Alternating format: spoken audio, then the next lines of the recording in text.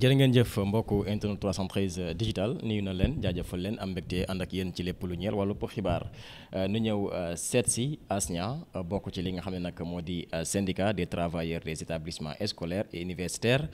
section COUD si coow li daal di bàyyeekoo ginnaaw ki di Mbougar Diouf daal di defee ab sortie yëkkati ay kaddu jëmale ko rek ci Ousmane Sonko ñeel li nga xam ne nag moo di coalition Diomaye président moom ci la bokk ba coalition bi sax am na ñeneen ñu génne ab communiqué di sàkku rek nu daal di tekki ndombal tànkam wala daal di koy dàq ci boobule coalition ba tey it ci boobule mbir mu yëkkati ay kaddu jëmale ko rek ci Ndéné Mbodj mi jiite lii di COUD di leen si dikk bu baax a baax Asnia nuyu nan la jaajëfal la gërëm la aussi ci dalal bi nu dalal nu fas yéene ànd ak yow ci waxtaan bu yaatu. merci Sylla maa ngi lay nuyu di nuyu téléspectateurs yëpp di nuyu également équipe bi nga àndal toute l'équipe de 313 digital di am mbégte également retrouver la c'est vrai que gëj nañ gisante trop mais bon ñu ngi leen di suivre et que am nañ vraiment fierté dellu si waat ci seen plateau yi. ñu ngi lay jaajëfal lu baax a baax merci beaucoup As daanaka mbégte bi fii la ëppee keroog le premier ministre dafa def ab sortie am kàddu yu muy yëkkati daanaka foofu laay dooree ndax foofu moo nekk njëlbeen bi nu teg si ab diir kii di Mbougar Diouf nu invité ko fële ci RFM mu am kàddu yu mu fa yëkkati jëmale ko rek ci Ousmane Sonko mi jiite parti bi di Pastef les Patriotes ñu si bëri daal di mer ci sortie bu mu def parce que jàpp na ni loolee mën na indi jiixi jaaxa sa diggante président Ousmane Sonko wala ki nga xam ne nag moo di président Bassirou Diomaye Faye ba Mojib daal di sàkku nu dàq ki nga xam ne nag moo di Mbougar Diouf si coalition bii di Diomaye président tey lan mooy doon sa réaction bu njëkk ci kàddu yi nga xam ne yëkkati na ko jëmale ko rek ci Ousmane Sonko. waaw réaction bu njëkk rek mooy comme réaction bi képp koo xamante ne yaa ngi ci parti Pastef d'abord ensuite nekk dans la coalition naxar bi nga ci am ak vraiment gàcce bi nga ci am. donc loolu sentiment boobu c'est partagé parce que ñëpp déglu nañ ko Mbougar yaa ngi expliquer sortie bu mu def après la sortie du premier ministre Ousmane Sonko mais bu ñu delluwaatee ci ginnaaw rek di nga xam ne deful sortie juste après la sortie du président Ousmane Sonko te dafa am sortie bu lu ko wundu xam nga li ñuy wax naan coow doo ko natt fi mu yegg coow da nga koy natt fi mu jóge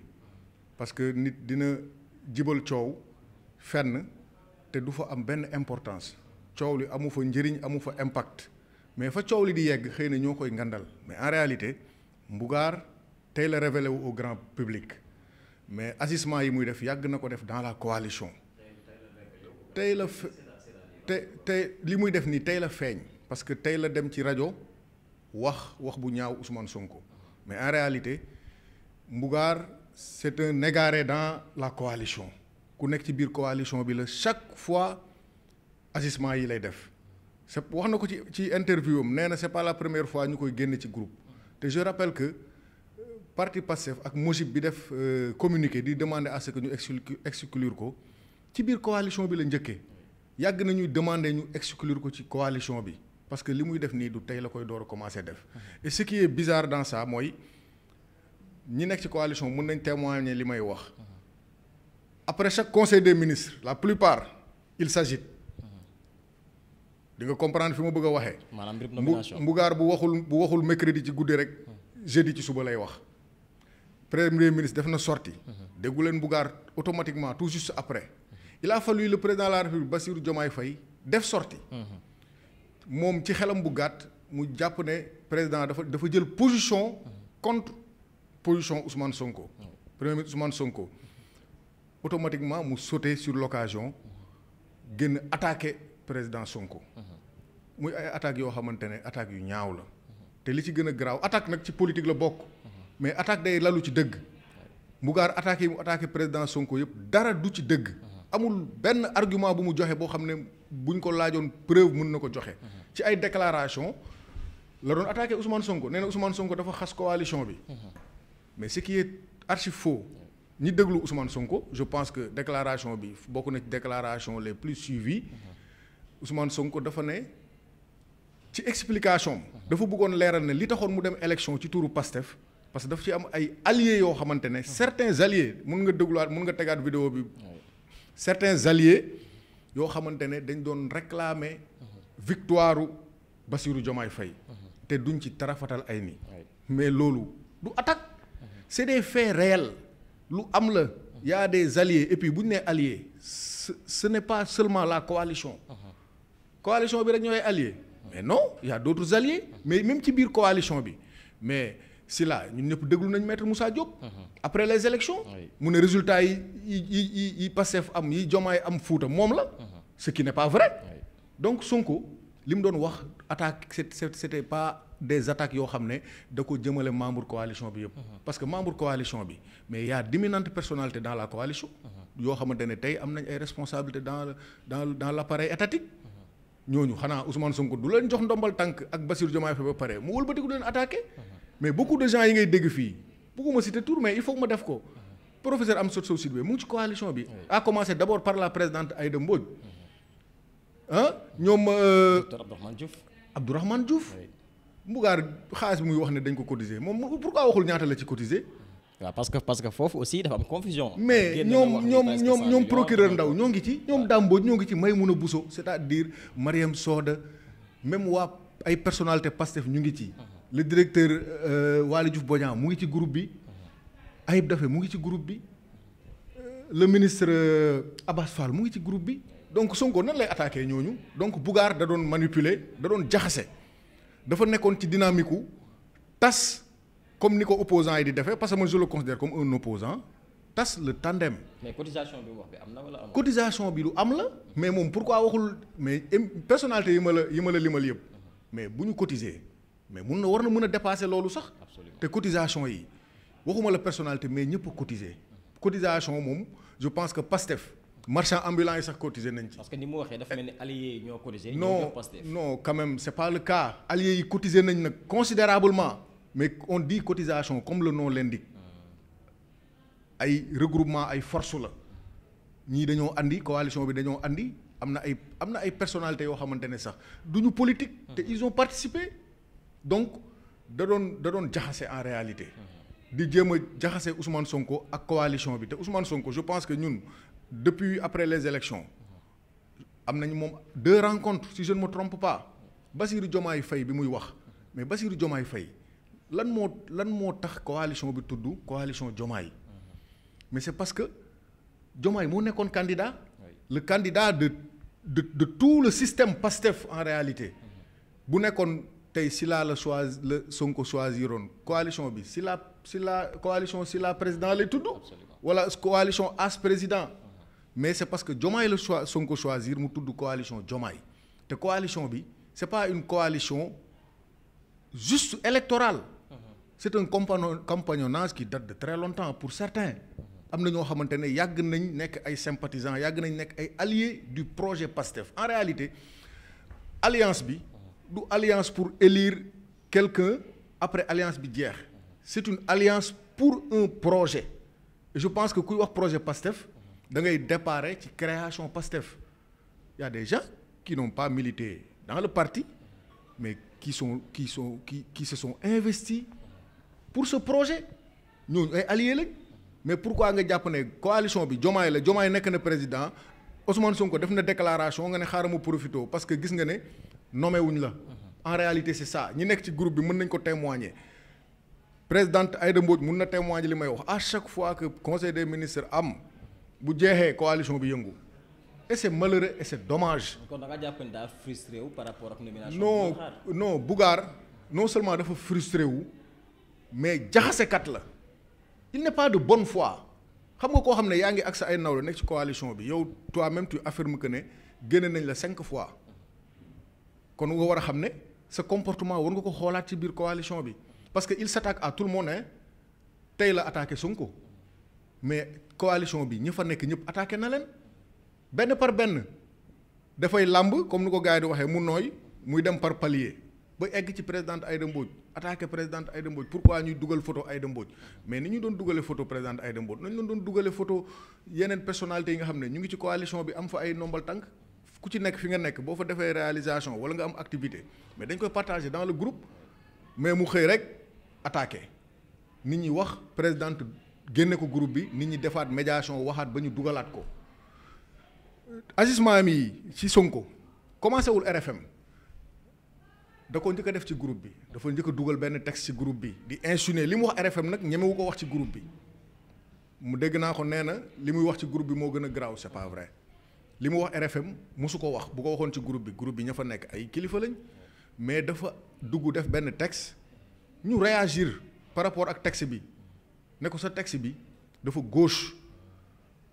Sonko def na déclaration il faut pas que ñuy créer ay division entre le président Sonko ak le président Diomaye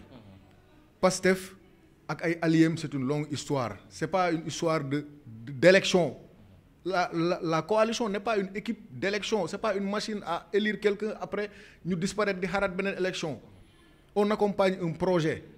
bi Sonko yàgg na ko wax du ci jëmm nit ku nekk mën na ko sol donc bu ñu demee tey ba bis bi am nga taxaw dugg ci éligibilité Ousmane Sonko dugg ci ses fonctions en tant que premier ministre dugg ci ay procès non c'est malheureux te il n'est pas courageux parce que nit boo songee dara da nga ciy dem ba jeex depuis démb di ngeen ko ci plateau yi il a changé complètement d'opinion naan Sonko sama mag la bàyyiwuma ko tey bàyyiwuma ko ëllëg qu'est-ce qu'il a peur wala la ban pression la subir kenn tegu ko benn pression. même bu ñu ko exclure coalition bi neen du bàyyi. du bàyyi coalition bi xam nga coalition bi daf koy bàyyi wala du ko bàyyi c'est pas important am na ñoo xam ne newuñ ci coalition bi te ñu ngi contribuer mais favorablement pour la marche de ce projet donc c'est pas parce que da nga nekk ci projet bi wala nga bañ ci nekk xam nga li am solo mooy nga accompagner le projet ci dëgg ci foo mën na nekk nag nga nekk coalition wala nga bañ a nekk coalition parce que tey waa Pastef abnégation bi ñu am mais waruñ ko ëppale waa coalition bi bu ñuy critiquer Sonko ne dafa pourquoi moom loolu lay wax pourquoi Sonko di ñu manquer de respect tarafatal ay nii ça veut dire quoi pourquoi Sonko di attaquer coalition bi et ce ne sont pas des attaques encore une fois mais ñun ñëpp témoigner nañ Sonko quand Pastef a des troubles wala mu am ay wax yu sew yu fa am mu génn recadrer leen est-ce que dafa taxaw waa Pastef taxaw ne bul ñu attaquer mais ay nit bu ñuy ànd dañu ànd ci dëgg Sonko je pense que cër bi mu am Pastef mais cër boobu la am ci coalition bi encore une fois élection yi muy wax ne moom la demee sous la bannière de Pastef Sonko dafa ñëw prendre rendez-vous avec la coalition daje ak ñun wax ñu lan mooy raison yi tax ñu bëgg a dem ci parti Pastef au nom du parti Pastef parce que déjà contexte bi favorable woon déjà tour bi rek ça ne collait pas mënuñu woon demee sous la bannière de Diomaye président ci élection législative ñi ci coalition bi yëpp c'est plus de 200 leaders est-ce que mun nga investir ñëpp yan critère ngay teg pour choisir ne yow yaay dem wala kii mooy dem donc c'était ba pare beneen bi ci gën a garaaw mooy expérience bi mu am ci alliance yi ak coalition yi yàgg Pastef dem na fi élection ak su Yewwi Askan Wi ana maire ya maire yi ñu faloon ana ñu dem nañ donc expérience boobu bokkoon na ci li tax ñu dem ak Pastef parce que boo demee ak Pastef boo demee ba am ay comportement fractionniste bu boobaa mën nañ la démettre de tes fonctions mais boo demee sous la bannière d'une coalition boo xamante ne da nga ko tuddee neneen lu dul Pastef mais mun nga xëy bàyyi Pastef bàyyi sa compagnonnage ak le président Diomaye wala nga nekk assemblée di jouer trouble fait te pour ñu dindi la dina doon problème parce que coalition nga demee donc yooyu yëpp lañ sóoraale woon te après bi ko Sonko defee gis nga résultat yi automatiquement dafa am ñu génn gedd wax cité naa ko léegi ku mel ni maître Moussa Diop ak ñoom gox yu bees ñoom Ameth ak ñooñu noonu ñu bëri dañoo dem ay ak yi léegi ñooñu ñëpp donc ça veut dire que nit booy ànd ak moom da ngay ànd ak moom ci sincérité Ousmane Sonko je pense que jusqu'au moment où je vous parle amul benn acte déloyal wala manque de respect bu mu proférer à l'endroit de la coalition man dégguma ko parce que ñun tamit ñun ñëpp ay kilifa lañ nit doo nekk foo xamante ne dañ la fay tuutil wala dañ la fay manquer de respect nga toog fa pour les beaux yeux de qui mais non mais c'est parce que les choses marchent dañu nekk ci benn situation boo xam ne ñëpp dañu war a booloo même boo amee lu la naqari mais coalition bi mais ñu bëri dañuy dugg ci groupe bi wax seen xalaat ci ni muy fonctionner. des fois ñu def ay analyse yoo xamante ne xëy na sax peut-être xëy na sax du neex présidente mais da koy accepter parce que on est en démocratie mais nag vraiment vouloir déstabiliser wàññi daraja nit surtout kilifa gu day ni Sonko nga dem ba RFM déjà Sonko gee def déclaration yàggul dara mu xaw a insinuer ses problèmes avec un groupe de presse nga xëy yow dem ci groupe boobu noonu di ko attaquer en tant que allié ñun li valable ci Pastef encore une fois moo valable ci ñun parce que amul 2 poids 2 mesures benn ànd la je pense que Sonko man damay jàpp ne lu mu wax waa Pastef yi rek man daf ma concerné donc c'est pour dire que daal vraiment Bougane da doon wut tour xëy na parce que yàgg nay agité wu à l'interne kenn joxu ko importance après nag mu ne xam naa bàyyi ma franchir beneen étape bàyyil ma dem rajo mu dem rajo wax fa ay foutaise am nga baal ma ci terme bi après 24 heures après mu dem taxaw El Malick woo na ma ci émission boo xam ne matul 30 minutes tu as rappelé que El Malick woo na la presque 20 fois c'est une faiblesse. lan la kon moom bu ko Sonko woowoon xanaa day génn il va se dédire publiquement je pense que bu ko Sonko woowoon c'est comme El Malick moo ko woo mu daw deuxième di wax naan ay El Malick woo na ma Sonko sama frère la kon je pense que kooku bu ko Sonko woowoon dina dem télé ne man Bougane la ma waxoon yépp du dëgg. nit pour calmer non je sais pas man appel boobu sax wóoruma franchement parce que mu ngi ci jéem a sosal El Malick naan El Malick nee na ma document Mojib bi c'est pas authentique le journaliste acculé ko mu ne non waxuma loolu dafa ma laaj rek est-ce que c'est authentique dafa poser question affirmé wul donc c'est un gars boo xam ne vraiment nit ku oyof la nit koo xamante ne la dayoom politiquement bëriwul fu mu nekk depuis université loolu la nekkee fi mu terminé ci benn extrait bu ñu ma envoyé bu mu def ci benn site web parce que boo en fait moom bi muy def émission bi avant émission bi di jeex laa dugg ci groupe bi réagir parce que boobu je pouvais plus me tenir vraiment dama dugg ci groupe bi sax ak colère boo xam ne du faraluma di ma dal quoi. groupe coalition bi. nga ni lan. non j'ai alerté quoi. d'ailleurs sax je pense que ñu bëri message boobu moo tax ñu dem suivre émission bi parce que boobu émission bi sa jeexagul ma ne le gars qui est à la RFM là non mais il est en train de dire du n'importe quoi automatiquement bon les gens commençaient à réagir dans le groupe moom émission bi jeex mu dugg ci groupe bi ñëw di xas nit ñi di traiter les gens de griots di traiter les gens de larbin waaw yéen di wax ay waxam xam nga ñu tontu ko demander à la présidente mu génne ko groupe bi demander que ñu génne ko coalition bi avant Mojib di def loolu donc c'est loolu dama ko bëgg a wax waa Pastef ñu xam ko parce que ñu ci bëri dama maa ngi dégg sax ñu mer ba naan nañ tas coalition bi je pense que il faut ñoom tamit ñu gëstu xam effectivement coalition bi ñan ñoo fa nekk ñu bëri ñoo xamante ne ñoo gën a actif dans le projet ñu ngi ci coalition bi citeel naa la léegi ñoom Dame Mbodj ñëpp gis nañ comment il se défend comment il défend le projet le président Ousmane Sonko le président Diomaye il est dans la coalition donc buñ jàpp ne ñiy feeñ nii di wax waxi dof ñoo nekk ci coalition bi am na ay kilifa yu mag yoo xamante ne il parle même pas parce que xam nañ ne wax amul njëriñ mais comme moom il fait le fou du village des fois dafay baax mu am répondant loolu sax moo tax ñuy réagir mais en réalité Bougane ne nous intéresse pas parce que en réalité dans la coalition structurée organisée Bougane na génn wax ci ban instance la nekk instance de réflexion de veille stratégique wala instance yoo xamante ne ñooy réfléchir di xool lan mooy jëmale kanam coalition bi ak lan mooy accompagner projet bi il participe sur rien du tout Bougane day xaar conseil des ministres am xëy na bu déggul turam commencé attaquer nit ñi gis na benn brèche bu ndaw bu tujjeeku bu mu yaakaar ne fii problème am na fi entre Diomaye ak Sonko mu bàyyi ba Diomaye wax xel mu gàtt kile mu jàpp ne y a la fissure y a rupture entre les deux mu ne xaaral ma gaaw jël position wax naa ko ci groupe bi bugguma sax di wax li xew ci groupe bi mais c'est juste rek pour nit ñi xam que ne Bougane non coalition bi Bougane benn pepp la ci bu dee sax dara la ci ña fa nekk c'est des gens yu engagés ci projet bi wax naa ko ma ne ko yow si tu penses que vraiment s'attaquer à Sonko mooy tax nga rapproché wu de Diomaye yaa ngi nax sa bopp muy jël ay alibi waaw d'ailleurs Sonko fii la fi attaqué Mimi Touré day jaxase quoi au fait. Il faut arrêter sois courageux bàyyil Mimi Touré je pense que cër bi mu am ci projet bi vraiment ñëpp xam nañ dayo bi lan la quoi donc du c'est pas aujourd'hui que la ñuy ñëw Sonko di ko attaqué yooyu Sonko ñi muy attaqué ñoom ñoo la gën a xam seen bopp. man day bi Sonko waxee je ne me suis pas senti visé parce que xam naa ne réaction yi nga xamante ne moo am ba Sonko wax man bokkuma ci. Sonko bu ne ñi doon réclamer la victoire du Pastef man de du man parce que man xam naa ne réclamer wu ma victoire bi keneen ak keneen xam ne réclamer wul victoire bi c'est une victoire collective mais am na ci ñoo xamante ne ils se sont manifestés clairement ne ñoom ñoo tax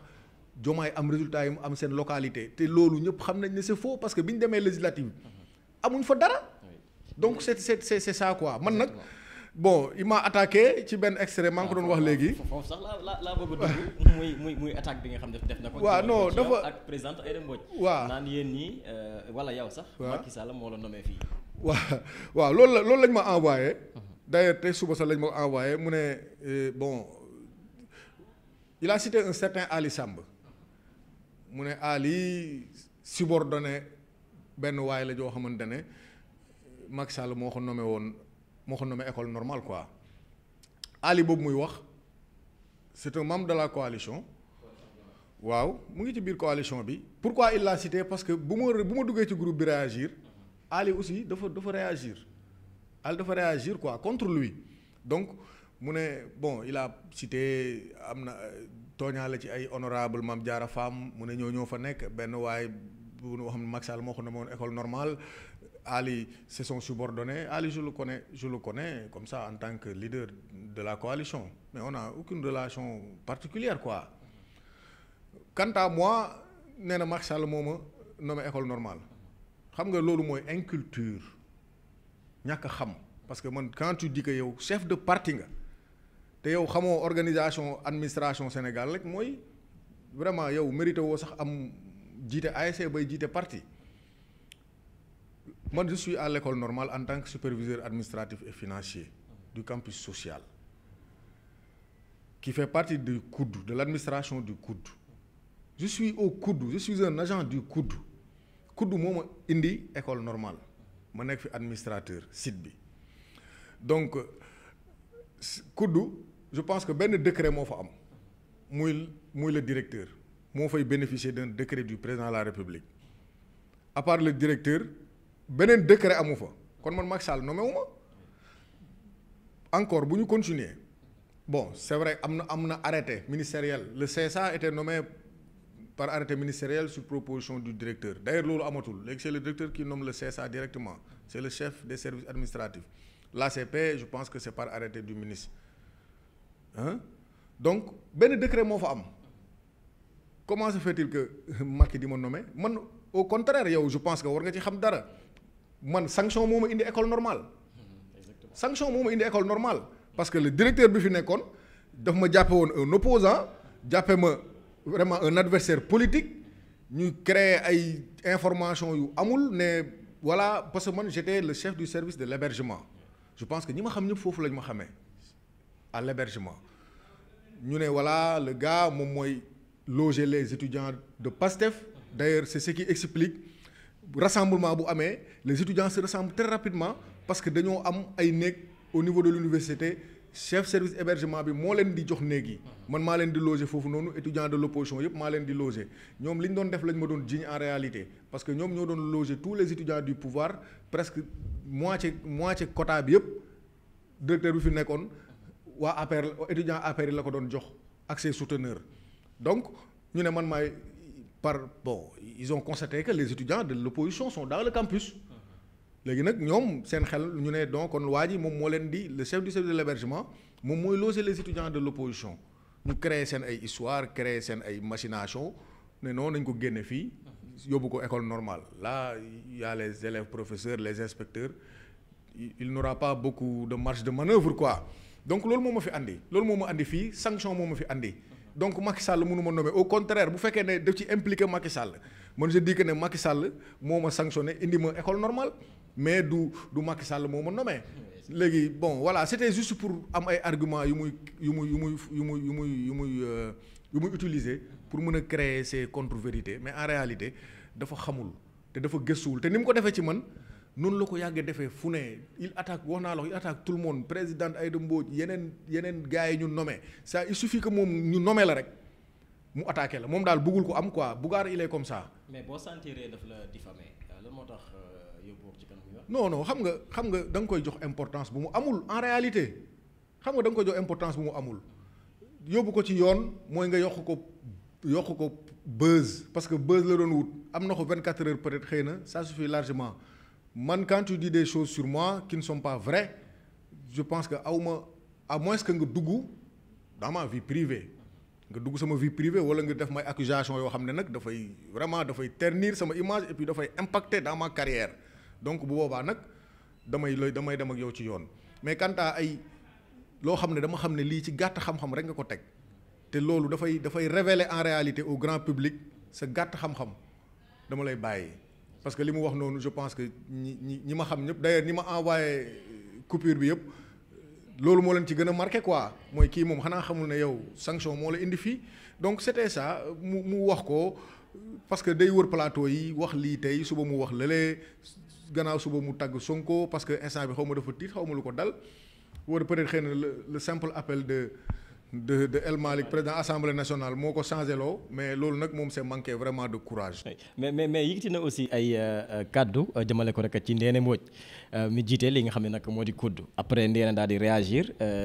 di ñu xamal ni moom yàgg na ko attaqué te bu nekk université moom Ndéné Mbodj xamu ko moom aussi xamalul dara ki nga xam ne nag moom moo di Ndéné Mbodj mosu ko fréquenté donc lan moo tax mu yëkkati ay kaddu jëmale ko rek ci ki nga xam ne nag moo di Ndéné Mbodj moom Bougane daal di réagir encore di ñu xamal ni moom daan utiliser téléphone Ndéné Mbodj di yëkkati ay kaddu jëmale ko rek Ousmane Sonko ci dossier bi di dossier Adji Sarr. non xam nga je pense que li ma la wax sànq rek war na tax Bougane ku mu waxalati rek ñu def ci ndànk. dem na sax ba naan Ndéné Mbodj da daan yëkkati ay kaddu yu ñaaw di ko jëmale ci der Ousmane Sonko. waaw mais loolu day yàq der je pense que loolu Ndéné tontu na ci Ndéné je pense que def na démb benn post sur les réseaux sociaux wax ne Bougane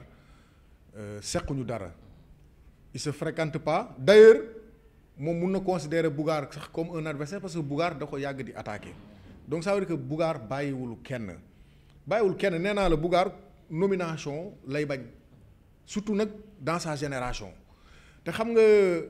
nit boo nekkee ne da nga yàgg moom nee na dafa yàgg ci coalition bi nee na depuis 2017 muy ànd ak Sonko donc moom il doit réfléchir le pourquoi amul yenn considération yi dans la coalition amul considération sax bu venant du parti Pastef donc loolu dafa war a interpeller moom sa propre réflexion par rapport à son comportement par rapport à nit ki mu doon ak sa manière de faire la politique. Ndéné je pense que il fait partie des gens qui ont été nommés en premier par le président de la République nomination président de la République mais président de la République mooy xool ki ko doy ak confiance bi mu am ci moom ak wóolute bi mu ko wóolu mu nommé ko léegi nag nit ñi moom bu ñu la nommé dinañ la sosal lu nekk dinañ la inventer lu nekk Ndéné je pense que c'est quelqu'un bon xam nga koo xam ne mun na tontul boppam il se défend bien doo bëgg sax di ko defal parce que day mel ni quelqu'un qui est dans une mauvaise posture nga koy soutenir alors qu'il n'est pas dans cette posture mën na soutenir mën na défendre boppam mën na soutenir boppam mais on rétablit la vérité comme tout le monde rek Bougane li muy wax noonu du dëgg Bougane amul benn contact ak Ndéné amul benn rapport ak Ndéné ba naan ay xaw ma lan téléphone u Ndéné xaw ma lan ak lan mais est-ce que on est tous nés je sais pas Pastef mais non mais même le président de l'Assemblée nationale il est fier de rappeler fi mu son passé politique mais qui n'a pas de passé politique ici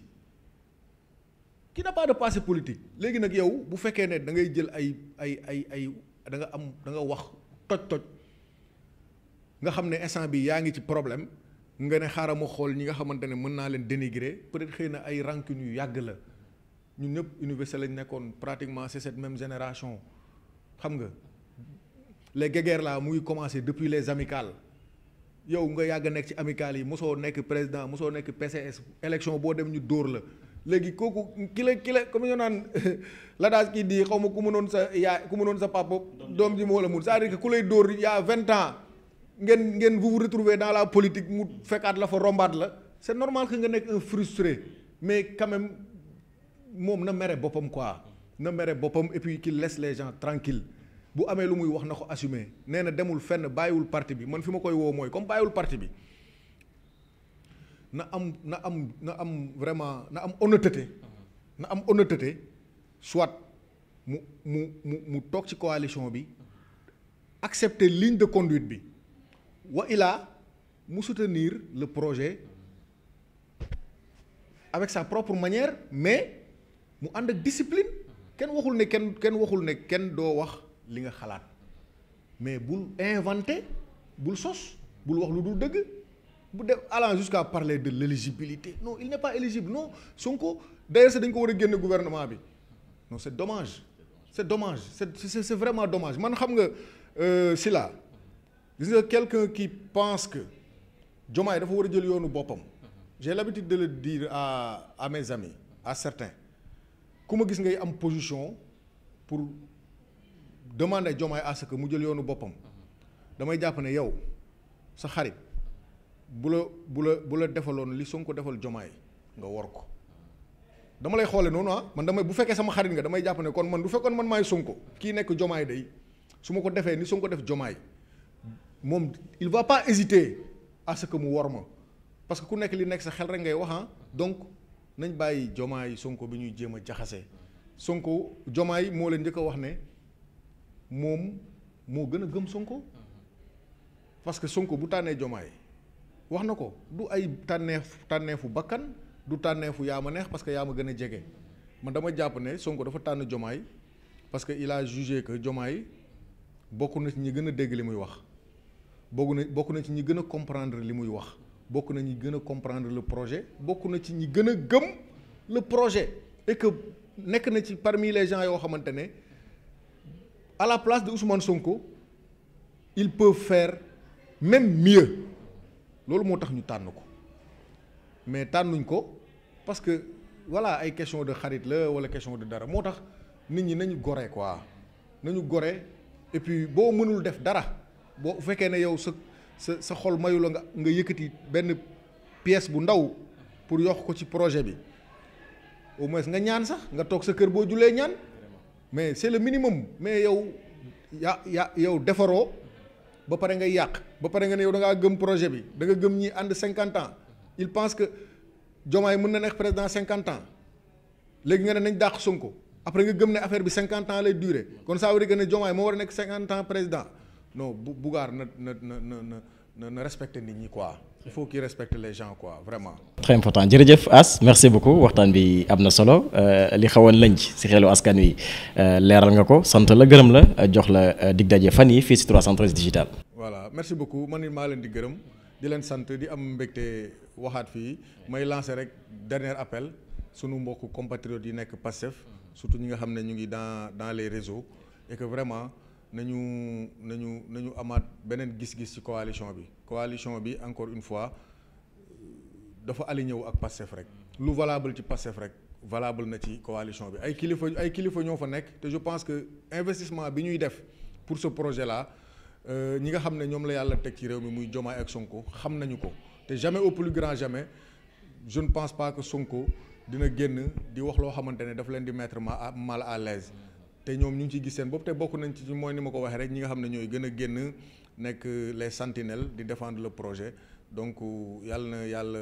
def ñu am ndam ci lii ñu nekk yàlla jubale ñëpp et que président Sonko ak Diomaye encore une fois je pense que léegi information bi leer na amuñu benn problème ñoo feeteendoo anniversaire bi ensemble loolu vraiment kon na gars yi bàyyi wax ji bàyyi nit ñi ñu liggéey Sénégal jëm kanam. voilà merci beaucoup. jërëjëf As jaajëfal la bu baax a baax merci beaucoup aussi mbokk internet 313 digital ay dara mi fare woon ci xarala gi sant gërëm ko jox leen dig daje fii si 313 digital jërë ngeen jëf.